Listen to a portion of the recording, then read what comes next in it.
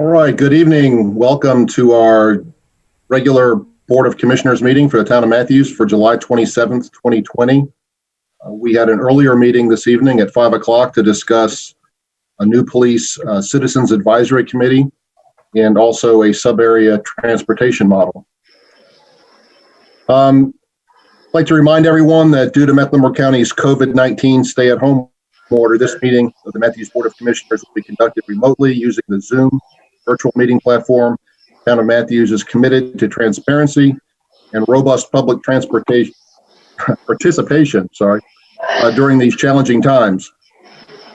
I remind everyone that the mayor and commissioners will vote on each item by roll call, meaning each member will be polled to individually state their vote for the record, and they will also raise their hand to virtually indicate their vote. I'd like to start by introducing our participants tonight. We have Commissioner Dave Bland with us. Hello. Town Attorney Charlie Buckley. Good evening. Planning Director Jay Camp. Commissioner Ken McCool. Town Clerk Lori Canapino. Town Manager Hazen Blodgett. Mayor Pro Tem Renee Garner. Commissioner and Reverend Larry Whitley. Good evening, all. Our intern, Lucia Paulson. Hello, Lucia. Commissioner Jeff Miller. Commissioner John Urban. Assistant Town Manager Becky Hawk. We also have our Communications Coordinator Maureen Keith and Fire and EMS Chief Rob Kinnenberg as well. Okay, now it's time for our invocation. I will call on Reverend Larry Whitley to give the invocation this evening. Thank you, Mayor. Would y'all join me in a moment of silence for civil rights legend John Lewis? John Lewis was very active at a young age in the civil rights movement and voting in the 60s to make sure that voting was affordable for everyone. He was also beaten at the Edmund Pettus Bridge. His slogan says, "See something wrong, say something," which I think is still equivalent for today, that in the midst of where we are, that whenever we see something that's not right, it's incumbent on all of us to say something to make sure we can make it right. He was a man that believed in equality for everyone. He, in his last days with being a cancer survivor of pancreas, he was standing at the last image of Black Lives Matter in Washington, D.C. So I ask you to join me in the moment of silence just for representing the great legend that has passed.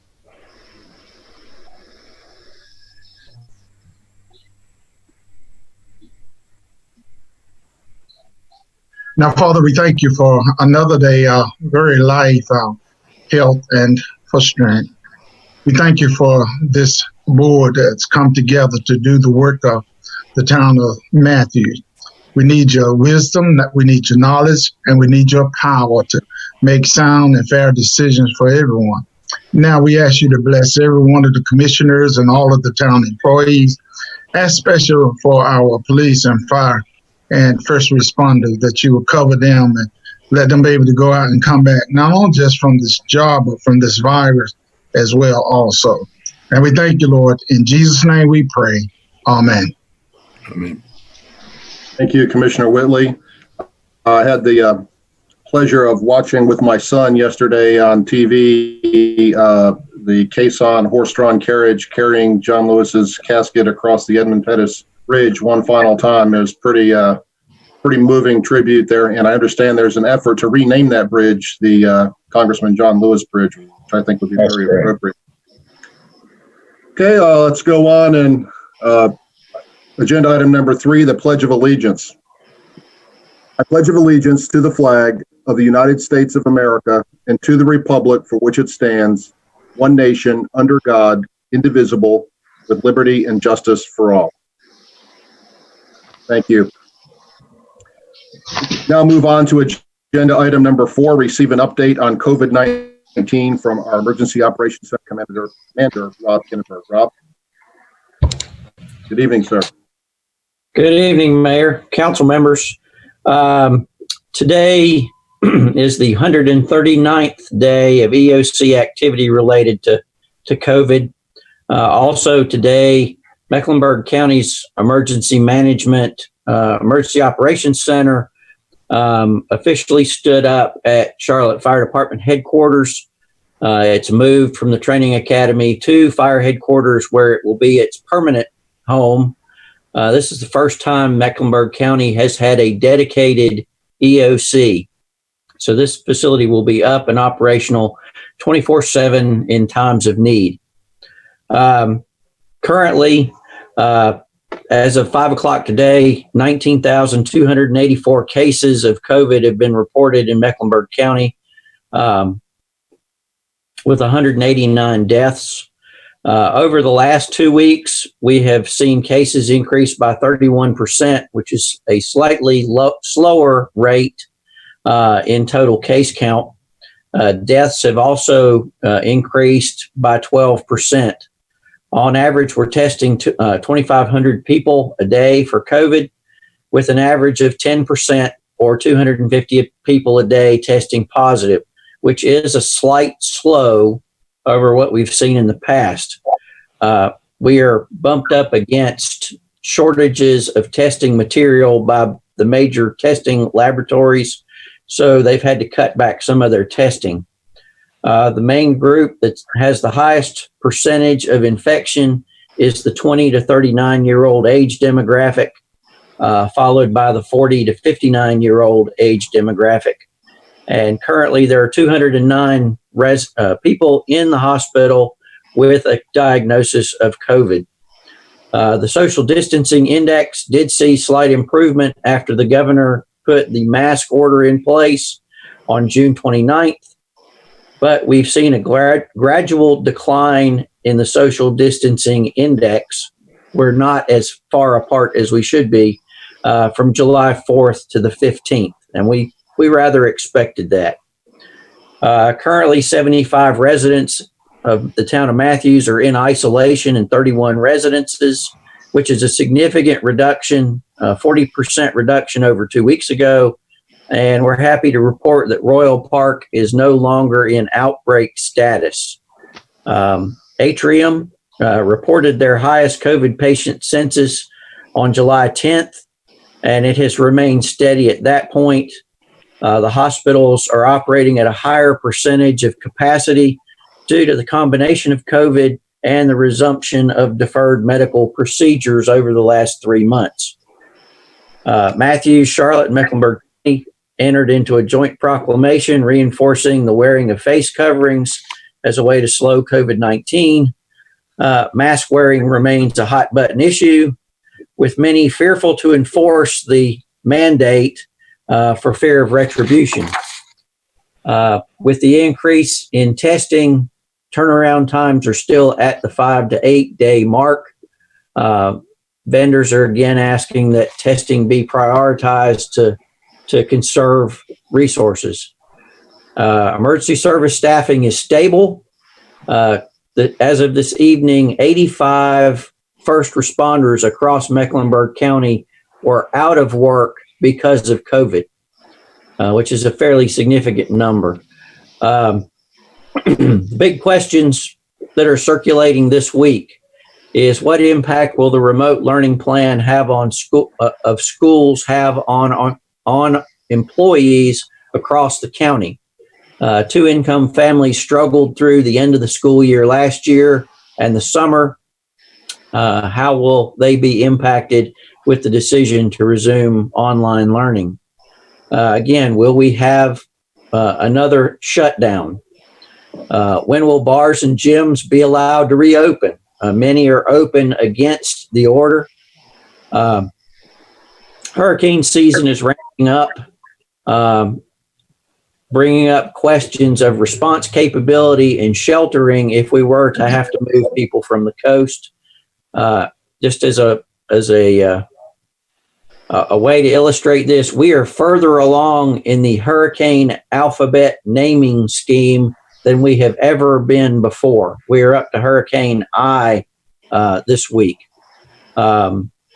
Even though it's 98 degrees, we are starting to discuss winter sheltering plans, like Room at the Inn, which has been rebranded Roof Overhead. And we are 98 days away from the November election. There are questions about early voting site selection and how Board of Elections will staff, given that 70% of their staff is over the age of 65. The rest is basically a recap. Are there any questions from council that I could try to answer? Do you have any questions for Rob? Okay, I'm not seeing any. I think it's only appropriate that we're up to I in hurricanes. This is 2020. We'll probably go through double Z or something before the year's over. Yes, sir. Hope not, but it's been one of those years, hasn't it? Yes, I had sir. a couple comments that perhaps one of them I'm going to direct to Hazen. I know I'm not alone. Yeah, I suspect many of you, and some of you have told me that you've received multiple emails from restaurant owners that are requesting to allow patrons to sit at their bars to eat if they socially distance. Hazen, did you mention that to the county today at all, or did that topic come up? Yes, sir. So, Mr. Mayor, members of the board, on Monday, Wednesdays, and Fridays, we have a countywide call with all the emergency responders. And then we have our own EOC, which includes Rob, Becky, Clark, Tanya, and Maureen that listen in. And the topic did come up. For instance, Davidson strongly supported continuing exactly what we have, really not taking and considering the kind of this people eating at the bar issue. I explained our view on this, and I ate out a couple times this weekend. And one of the times there were people bellied up to the bar. They weren't there to drink. They were there to eat, and then they were 6 feet apart. Another time they were utilizing kind of the bar to bump up tables with, and I pointed those out to the group. I think Mint Hill spoke and saw it kind of like we did, or at least I did, or what had been brought to my attention. Charlotte wanted to defer and talk about it again on Wednesday. The county would like to see us just stand pat. I guess my advice would be that we lifted this up to the group. I would not recommend going it alone. If the consensus of the group was to say, yes, let's just keep it, it's messy, but we've gone through one weekend, let's keep it up. I would personally, Mayor, I would support that. But I think Charlotte is really the 600-pound gorilla in the room. And if they say, look, we would rather see the ability for people to eat at the bar. That's really what they're talking about. And they even use sushi places as an example. Some of those sushi places, the bar, or maybe it's not a bar by a sushi definition, but you sit up there and they serve you from your seat there at the bar, quote unquote, at the bar. So we'll see what the discussion is on Wednesday, and I'll certainly let you know. So I don't know how others on the board feel, but it's hard to logically make an argument that, if you can eat at a table socially distanced, why couldn't you eat at a bar socially distanced? It's essentially the same thing. You're sitting 6 feet apart. So this order prevents those restaurateurs that have large bar areas from using their bar at all. And it doesn't make a lot of logical sense to me. I would, I think if social distancing was put in place, you could use a bar area just as you could any other place in the restaurant. But the other comment I had, Mayor, I don't sit at the restaurants, but I do go and pick up. There's nobody sitting 6 feet apart. The tables are, but there's 4 to 6 at a table. And I think we originally said 10 o'clock, and I see we moved it to 11 o'clock.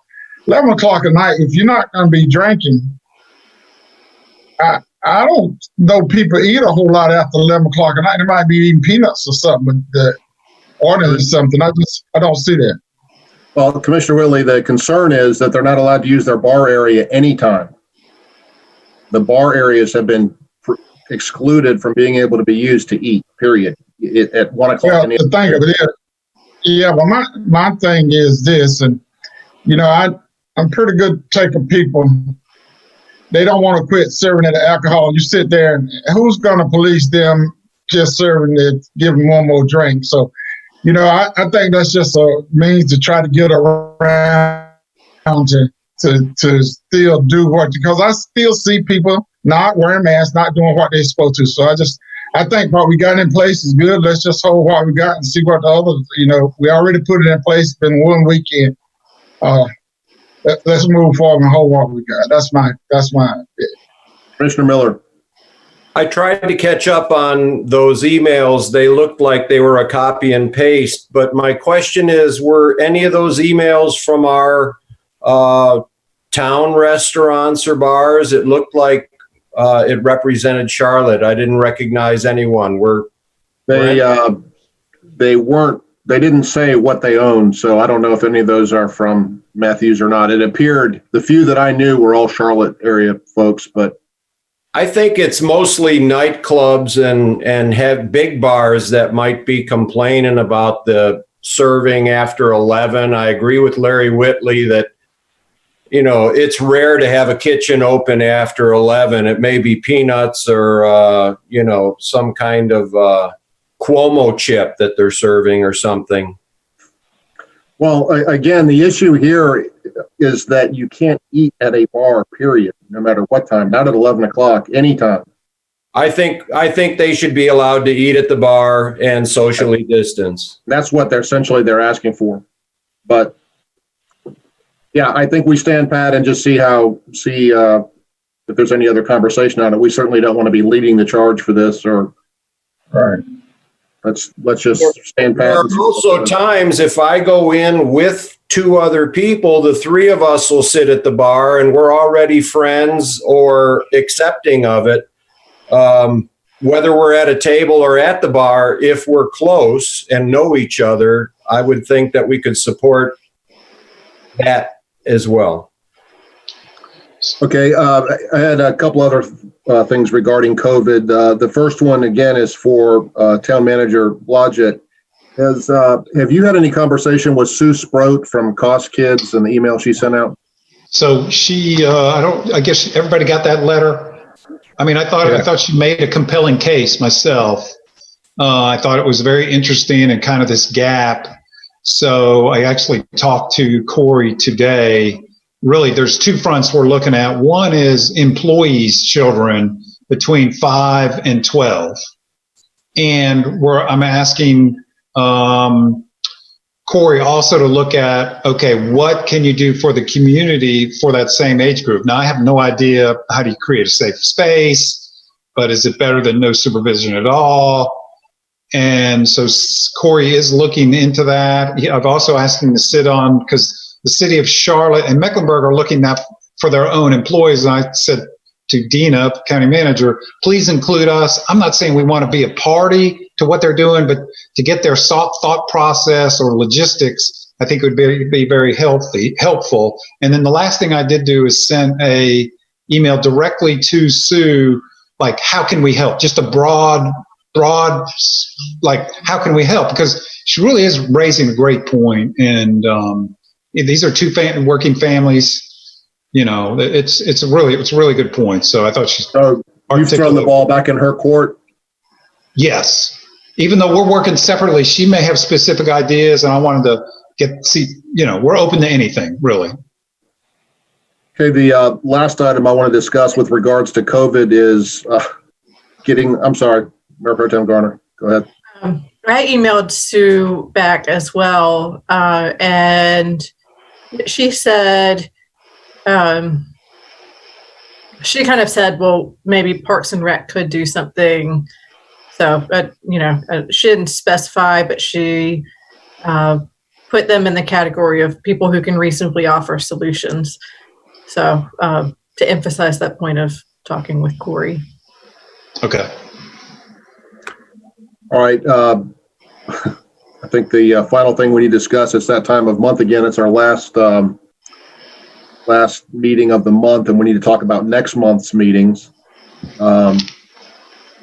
In between our break, between our 5 o'clock meeting and now, I was watching the news, and things don't look good nationally.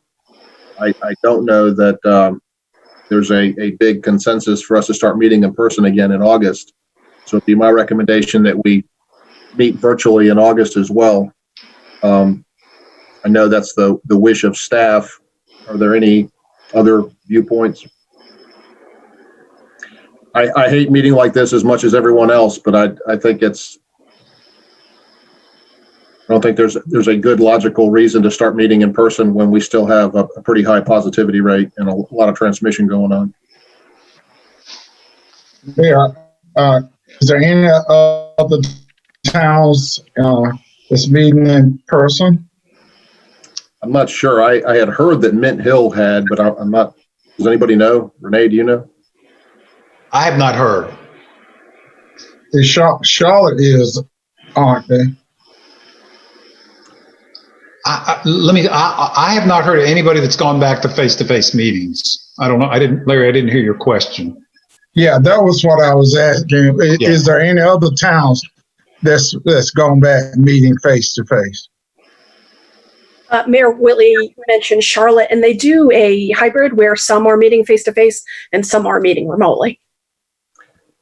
Okay. Yeah, I know on the Metro Mayors Coalition, I would say 85-90% are not meeting in person. A few are using the hybrid model. We discussed that. I wouldn't mind meeting, in person at Town Hall, but there's some technology issues. It's very difficult to see it, to do a hybrid meeting where you can see the people that are there live as well as those that are calling in. I think that's the case, right, Laura? We still haven't found a good technology solution for that? That's correct. If anyone would be on the remote aspect, they would not be able to see everyone else. Those in the room would be able to see the folks who are at home. I think if have at least a component of the meeting virtual, it might as well be all virtual. At least we can all see each other right now, Brady Bunch style. Hazen, is the town staff coming in at all now? Yeah, we have, I would probably say on any given day at Town Hall, I'd say a third of the people. Are they coming every day or just alternate days? They kind of rotate in. Planning rotates. We rotate over on our side. Finance is the one that's probably been the most regular attendees at Town Hall. Okay. On a positive note, I did see that both Pfizer and one of the other companies are very close. They're doing stage 3 vaccines, and they think a vaccine may be ready as soon as like Christmas, which will be here before we know it. So maybe by year end, we'll have a vaccine. I know that they did a phase 3 study with like 32,000 people being vaccinated. So see how that goes. Mayor? Yes. Lori, I think maybe it'd be helpful for the minutes or the public that's listening to put Sue Sproat's email in context. She runs Cause Kids. That's a daycare center. That's good. One of their focus groups is, I think, folks in need. And she's raising the issue that when school's not going to start, these people, what are they going to do? What are their 5 to 12-year-old children going to do? And she was really, to me, a plea for the community to let's think this through a little bit and be somewhat proactive if at all possible. Thank you, Hazen, for putting that in perspective. We should have done that. That's right.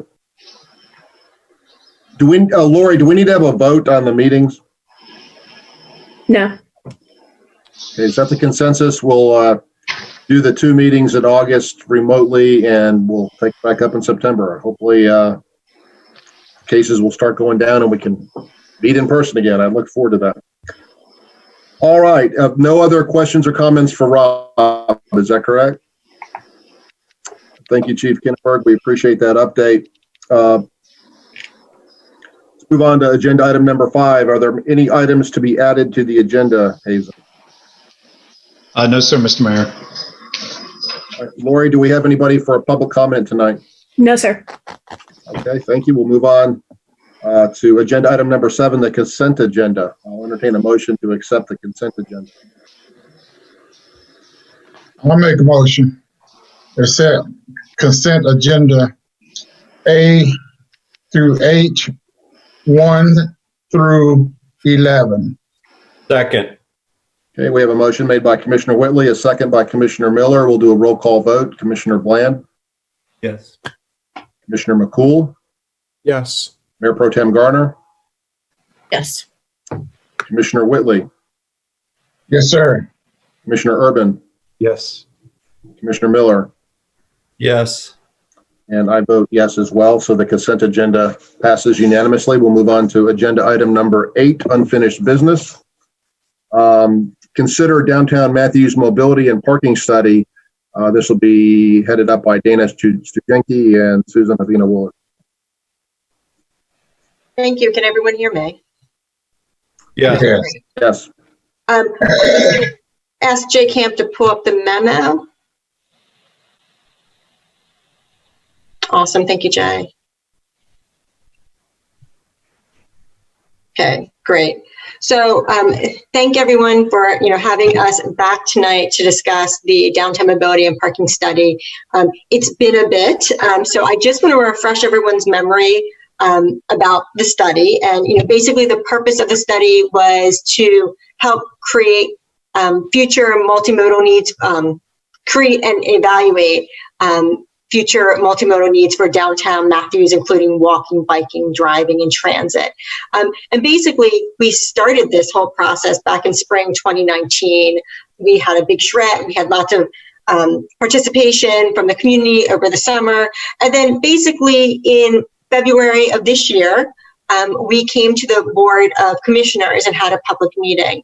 Out of that public meeting, we had some comments, and we have been working since then to try to fine-tune the document. And obviously COVID-19 has delayed our process, but we did get to go in February to the Transportation Advisory Committee meeting, and that they did recommend approval of the study as a strategy, and they said, but the TAC really wants to see each individual component of the plan and the future projects and approving of those before those actual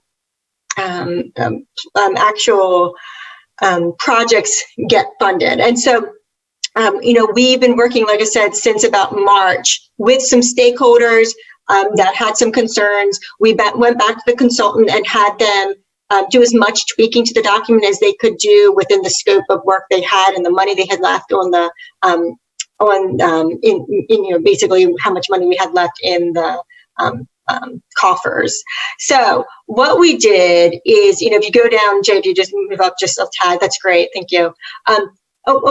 Scroll down just a little bit. Okay, perfect. So basically what we come here tonight to talk to you all about are the changes to the document. So we went back to the document and we had wanted to make some specific changes that we heard both from the board members as well as some stakeholders in the community. The biggest one is we wanted to make it clear that this is a study. This has a lot of projects in it, and none of those projects move forward with this particular adoption. There's no fiscal constraints. Each of those projects are going to come up, and you all will figure them out. The future boards will look at them, evaluate them, and say yes or no to those individual projects. This is a study. So the language we use is that first bullet. The document now clearly states that it is the intent for all projects, programs, and policies to be thoroughly analyzed and reconsidered individually or by topic or geographical group prior to the implementation. So basically, just like Susan's project for the race intersection came before you, I don't know, a dozen times. I can't remember the exact number of times it came before you ultimately voted to do it. Each of these big projects would, that would happen the same way. The second bullet has to do with the diagonal versus parallel parking. So if you remember, there was some concern about shifting parking on Trade Street and Charles Street from diagonal to parallel, and that's something we removed entirely from the study. So throughout the study area, all of the diagonal parking will remain, and it has been removed from the study, from the recommendations. And so basically, due to consultant cost, we could not take it out of the renderings. And those are the pretty pictures, the ones that hand drew. We did put notes on the renderings in the document saying, this is no longer, this parallel, the parking spaces from diagonal to parallel was removed during adoption. So that language is in the document. An easier fix, bullet number 3, was the GIS maps. They were revised, and for various reasons, Stumptown Park had some issues with its boundaries, so we were able to clean that up. And the last bullet is changing the name back to the original name to Downtown Matthews Mobility and Parking Study, and taking out the word plan. And I think some folks on the board got confused by the word plan. So we wanted to make sure that there was no confusion. We didn't mean to confuse anyone. So we are now, it's being called Downtown Matthews Mobility and Parking Study.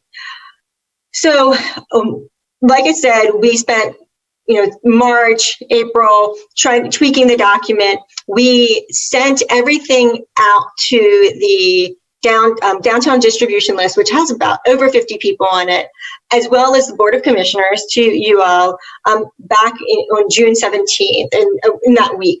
And we wanted to make sure everyone had ample time to read it, review it, and make sure that they could provide us feedback. Again, the fiscal impacts are very, there's no fiscal impacts with the adoption of the document at this time. And we are coming to you with the hopes of adoption for the Downtown Mobility and Parking Study, the date of being 6/15/2020, which is the updated version. And I'm happy to answer any questions that you all may have.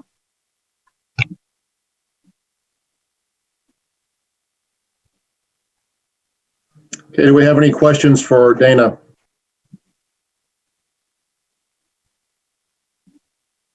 Commissioner Bland. Yeah. So we adopt this thing. How do we, if we see something we want to add or make changes to it sometimes in the future, what's the process for doing that? Or is it just sort of a living document that can be changed at any time? I don't know if I may need Jay to help me with this. We can amend the document. I assume that's pretty standard. I see Hazen nodding his head. So I assume we can amend the document. We can amend it. And Charlie, this is not a zoning document, so it would not have a hearing process. Is that correct? You're on mute, Charlie. Charlie, you need to fix. Yeah, no, it does not require a public hearing or anything. It could just be on an agenda. Okay. Commissioner Miller, you're on mute, sir. You're on mute, Jeff. As Dana said, if it's a study now, when we implement or want to implement and therefore fund it, any tweaks could be made at that point. Is that correct? Again, Hazen's nodding his head, so I'm going to. Yeah. It's y'all's document. I think to me, this is like a roadmap that the staff has no desire to jam it down anybody's throat because it's going to take money, first of all. Yeah. And I think if somebody came with an idea to change it and add an addendum to it, as long as it was kept under the same study, that probably is a good way to do it. So it's a common place we can all look for. Oh yeah, in December of 2020, they made this amendment to it. Excuse me. Okay. Dana, did you receive any feedback from stakeholders, some of the ones downtown regarding Heifer Road going through their property? So in the past 24 hours, I've been told, so I've not heard this myself, but I've been told that there is one stakeholder that's concerned about a shared street versus a pedestrian connection that's labeled on the property. And, I think that's easy to fix if that's something you all want to fix now or later, whatever it is that you are doing. I believe I have a map. Here we go. Thank you, Jay, so much. So right there is, and can everyone see that with the arrow pointing? Yes. So that that is basically you can't see the legend. I'm sorry about that. So that darker green, it sort of looks greenish gold on my computer, and that is a shared street. And so you see the little dots, the green dots leading up to that. That is just a PED connector. So those are two different types of facilities. Again, this is a roadmap, as Hazen said, and if that is something that you want to change to a pedestrian facility or get rid of the shared street altogether, it's something that's been shown on the downtown master plan. Is that what it was called, Jay? The prior document? Yeah, so that was shown as a pedestrian-only street in the downtown master plan. And Well, part of the motion this evening could be to make that modification. I'm sorry, Mayor. Yeah, I would just say I would not, if we know this is an issue with an important stakeholder, I would recommend that we change it before adopting it or make that part of the motion to adopt tonight. Commissioner Miller. Jay, directly up and to the left of that shared street is a different colored green dotted line. Is that a breezeway between the buildings? Yes. Yes, that's a potential pedestrian connection up to Trade Street. Of course, that's the current location of the Pop's Grill building, which would need to be relocated for that to occur, or that line would have to go around that structure. So it's, as of right now, that's going through a building? I thought it was like a rain gutter or a 3-foot breezeway. Yeah, to my recollection, that line goes about where the Pop's Grill building sits today. Okay, I would support the pedestrian only on the center of the H. Okay, that's something that we can easily change. I mean, just so you all know. Is that a motion, Commissioner Miller? Yes. Let me see. I would like to, let me find I don't think I'm on the memo. I'm on the slideshow.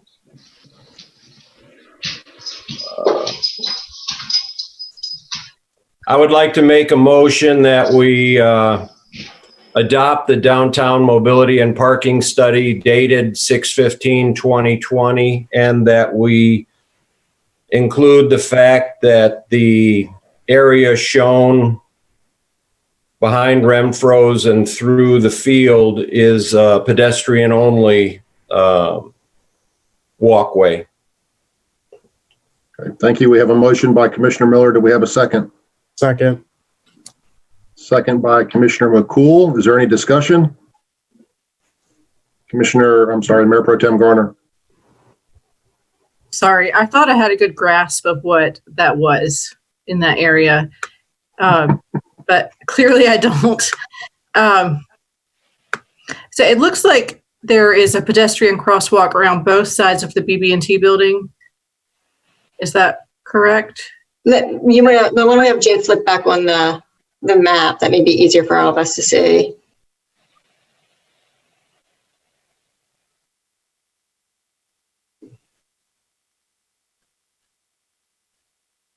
Sorry, bear with me. Just a moment.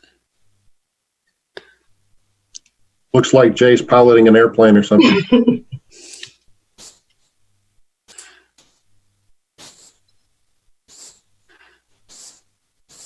On the executive summary, I believe page 2 has a visual photo that might be digitally enhanced of the drive, and the pedestrian walkway is sort of shown between the white car and the brick line to the left, if that helps at all. Mayor Pro Tem Garner, Yeah. there is, I'm not sure which, you're talking about B&T, and so that is where Jay is pointing now? on that side of John Street. Yes. And the area that we're talking about is where the darker green is, where that H is formed, and that small section that traverses the backside of David Blackley's property. Okay. So, right. But so there are two paths around the BB&T building. Is that correct? Correct. Those two green lines there. And then one leads up to a path on the other side of Pita Kebab. Correct. Where the little creek is. Okay. And then the other side would be a through street. And then a connector street would go over to Cotton Gin Alley. Well, they're proposing that connector street would now be a pedestrian alley. I think that is or pedestrian would be a pedestrian only where the green dot is. Jay, do you want to show her that little piece piece? Yeah, this segment would be pedestrian only and no vehicular traffic. And so what Mayor Higdon is saying is there may be a property owner that has a problem with this being in the document. Yes. Go ahead, Jay. I was going to say that the concern, as I understand it, was the conversion from this just being this, kind of a pedestrian path to the back of that vacant lot to being a full-blown street shown on their property. That's correct. But the actual path is not an issue. It's just the whether it's pedestrian or car friendly. That's as I understand it. Okay. Okay. Then that answers my questions. Okay. Thank you. I have a question, Mayor. Yes, sir. Commissioner Miller. Cotton Gin Alley remains vehicular, correct? Yes, sir. Okay. And then the other side of the H is a new street in the plans, correct? Correct. Okay. So the center of the H is pedestrian only, according to what I understood my motion to be, just for clarification. Correct. That's my understanding. Thank you. All right. We had a motion by Commissioner Miller, a second by Commissioner McCool. We'll do a roll call vote. Commissioner Bland? Yes. Mayor Pro Tem Garner? Commissioner Whitley? Yes. Commissioner Urban? Yes. Commissioner Miller? Yes. Commissioner McCool? Yes. And I vote yes. That passes unanimously. Thank you. Let's move on to agenda item number 9, new business. 9A, receive monthly budget report from Beth Blair. Hello, Yes. Beth. Hi there. Good evening, everybody. Nice. Still at work. Yes. I have a new my reasoning, I have a new dog at home and I didn't want to risk her barking during my presentation. So that was the reason why. What you have that I sent out as part of the packet is a preliminary estimate of fiscal 20 financial results. We're still to receive some tax revenue from the state in September. So I did my best estimate to provide you with where I thought we would come out for the year. So as of now, I'm projecting that revenues will be greater than expenditures by about $200,000 for the year. Again, that's contingent upon what we receive in September, which is applicable to fiscal 20. And the tourism tax revenue is expected to be down about 25% for the year, which is slightly better than what we forecasted. We forecasted it to be down by 30% based on information we got from the state and the county. So that was 25% is a lot, but it wasn't as bad as we thought. And so, but revenues, because of both the occupancy and the rental car tax being down by about 25% versus budget. We're expecting that the tourism fund balance appropriation for the year to be $658,000, which is about $115,000 more than what was budgeted, again, driven by the decrease in the tax revenue due to the pandemic. So that's my best projection. We still have one more day we're closing accounts payable tomorrow. So again, I've estimated additional expenditures, and then we go through the audit, and there may be additional adjustments as a result of the audit as well. So this, again, is preliminary. Any questions? Okay, thank you, Beth. Are there any questions for Ms. Blair?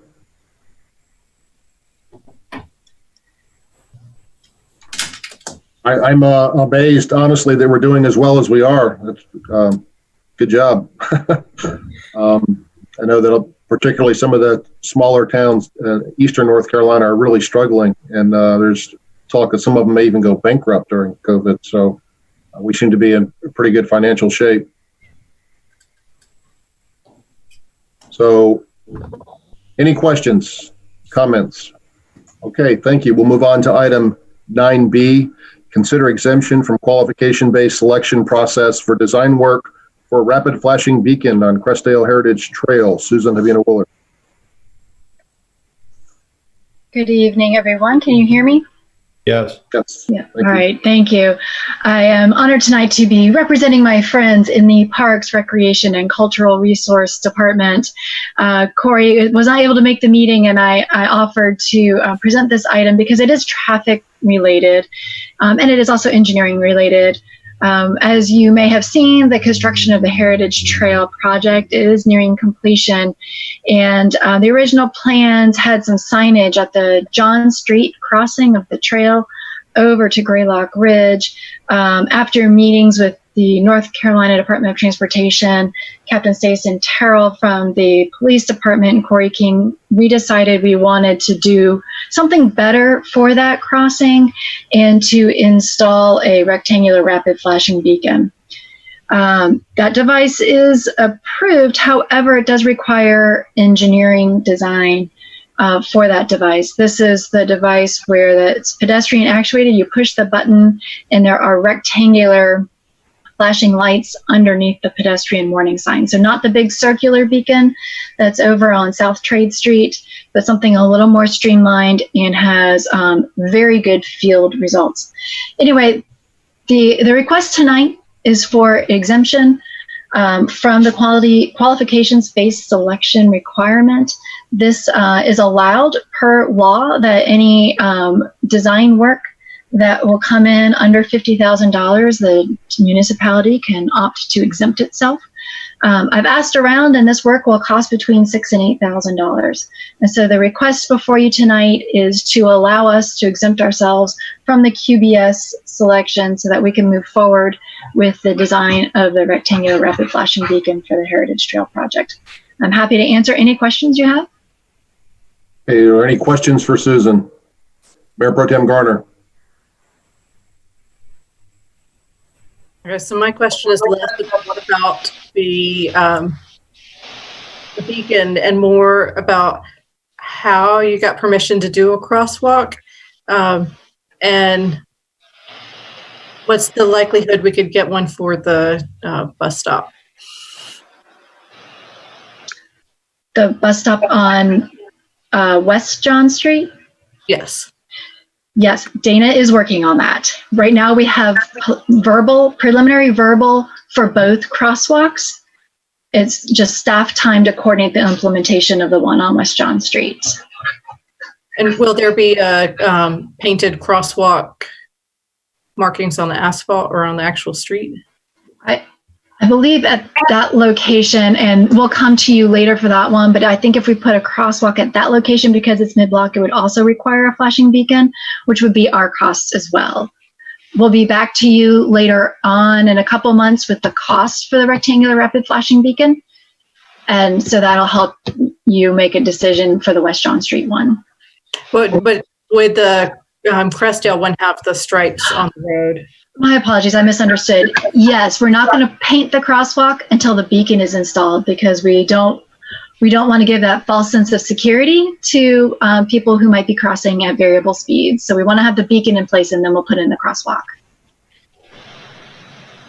Let me just be And sure. so, go ahead. Go ahead. Me? Dave? Yes, sir. Okay, I just want to be sure I understand it. This is across in John Street, right there where the over to the, I guess, the Greenway. Is that it? Is that what we're talking about? Going to do the crosswalk? Because there's been a sign up there. I was coming through there today. I noticed that there was a flashing sign there. Is that where you're talking about putting it? That's correct. The crossing would be at the intersection with Greylock Ridge Road. Okay. I just want to be sure Commissioner that Whitley, did you have a question? Yeah, how are these beacons powered, Susan? Good question. They will be solar power. Okay, that was I was thinking that, but I wasn't sure. Just that's what I wanted to know. Very sustainable. Any other questions for Susan? I would be really excited to make a motion if there aren't any other questions. Oh, that's fantastic. I motion to approve the exemption from GS 143-64.31, identifying the cost for engineering design cost for the rectangular rapid flashing beacon for the Heritage Trail projected to be between $6,000 and $8,000. Is that what? $6,000 and $8,000. Okay, we have a motion from Mayor Pro Tem Garner. Do we have a second? Second. Second by Commissioner McCool. I'll do a roll call vote. I'd like to say before we vote that I think this is probably going to be one of the most utilized crosswalks in town. So I'm glad we're going to make it as safe as possible. Kind of tipped my hand on how I'm going to vote, but Commissioner Bland, how do you vote, sir? yes. Mayor Pro Tem Garner, Yes. Commissioner Whitley, Yes, sir. Commissioner Urban, Yes. Commissioner Miller, Yes. Commissioner McCool. Yes. I vote yes. That passes unanimously. Thank you, Susan. Thank you, everyone, for the discussion. All right, we'll move on to item 9C, consider request for flooring maintenance from the Levine Senior Center. CJ O'Neill. Thank you, Mayor and Board. We brought this to you. Oh, boy, my screen disappeared. Okay. I guess I'll be looking at this. So we brought to you back in March that the Levine Senior Center needed to be repaired. The flooring there, at the time we had brought a couple of options to the board. The one that was recommended by staff was to use a Rubio Monocoat. At the time, that was roughly $16,800. And then the board asked if we had considered other options, specifically looking at luxury vinyl, whether planks or squares or something similar, something that might be more commercial and would have a warranty. So we had not. So we did go back and look at that, and actually the Levine Senior Center staff looked at that and spoke with a few of the different vendors out there, and decided not to move forward with in that manner for a couple of reasons. One, they rent out the space to different dance classes, and the type of feel that you get with the LVT flooring is not what they want. They want the hardwood floor. The LVT tends to grip shoes and cause issues with ankles, so they do want to just refinish the floors that are there. The other thing is that a lot of times putting another topping on it will ruin the hardwoods, which also they didn't want to do. So, however, it did give us some options or some time to look at other options, and they think they found an even better option than what we brought you before, and that is to use a coating on it that is the same as what they use on basketball courts. So this is a much more heavy-duty coating than what we originally suggested. the price is a little bit less at $15,488. And we don't have the issue right now with the fumes and such because the center is not open. So it's the most opportune time to do it. It does come with a 2-year warranty. However, the flooring installer or the coating installer thinks that it should last for at least 5 years with this type of use. So our recommendation is to move forward with the coating for $15,488 from Custom Floor Solutions. I've got a question. Will it make your sneakers squeak when you go across it like the basketball courts did in high school? Only if you lick your fingers and wipe the bottom of your shoes first. Right. All right. Are there any questions for CJ? Do we have a motion? So moved. That we approve the suggested change in plans. Thank you, Commissioner Bland. We've got a motion from Commissioner Bland. Do we have a second? I'll second. Okay, we have a second by Commissioner Whitley. We'll take a roll call vote. And again, this is to use the, CJ, you want to wrap it up a little more clearly? What is the product called? It's the Bana All Court Gloss installed by Custom Floor Solutions. At a cost of $15,000? $15,488. Okay. Is that your motion, Commissioner Bland? Got it. Exactly. And second by Commissioner Whitley. Yes, Okay, sir. we'll do a roll call vote. Commissioner Bland, how do you vote, sir? Mayor Pro Tem Garner? Yes. Commissioner Whitley? Yes, sir. Commissioner Urban? Yes. Commissioner Miller? Yes. Commissioner McCool? Yes. I vote yes as well. So good to go, CJ. Thank you. Thanks. And there's also a budget amendment, I think, that needs to be done along with this. That's correct. You need to vote on the budget amendment. Number one under that C. Under C. C. Hold on. I will entertain a motion. Let's see it. Let's see.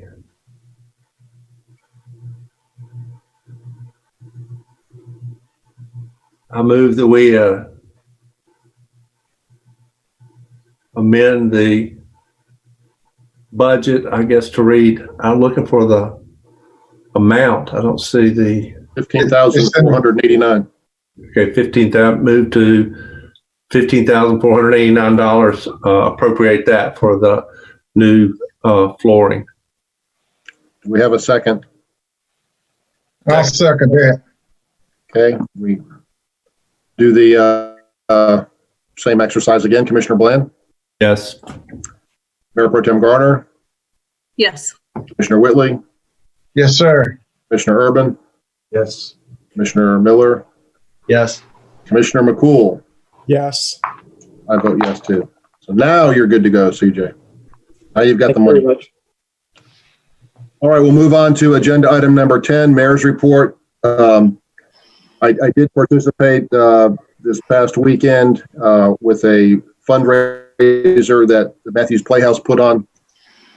We played Family Feud. I was on a team with Lee Myers, Paul Bailey, Jim Taylor, and Chris Melton. It was a lot of fun. We got totally slaughtered by a team from Allen Tate, but it was fun. I only bring this up to mention that I know the Matthews Playhouse is going to be putting on these type of events somewhat regularly, and they're going to be asking our board to participate. So I hope if you'll consider doing that. It's just a variety of nonprofits receive monies, and also the Playhouse, which is obviously hurting from funding to pay for a lot of their summer camps and training and some things that they still have ongoing that they have expenses for. So when you get that request next time, or one of the times, I'm hoping that you can make an effort to participate. It's usually a lot of fun, usually something kind of silly, doesn't take a lot of time, and it is fun. That's all I've got. We'll go on to item 11, the attorney's report.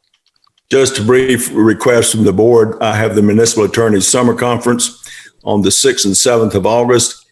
It will be a virtual conference this year. It will not be held in person, so there won't have all that expense, but there is a registration fee, and a couple of other minor fees. So I would just simply ask that the board approve my attendance at the Municipal Attorney Summer Conference, but it will be a virtual conference. Okay, that will require a roll call vote, I suppose. Yes, sir. Okay, so we need a motion to allow Charlie to attend. I'm making a motion for our town attorney to attend virtual meeting in August. 6th and 7th. Yeah. And we have a motion by Commissioner Whitley, a second by Commissioner Bland. We'll do a roll call vote. Commissioner Bland? Yes. Mayor Pro Tem Garner? Yes. Commissioner Whitley? Yes, sir. Commissioner Urban? Yes. Commissioner Miller? Yes. And Commissioner McCool? Yes. And I vote yes as well. So, Thank you. Thank you, all Charlie. right. Is that all, Charlie? Yes, sir. Thank you. Okay, we'll move on to town manager's report. No report, Mr. Mayor.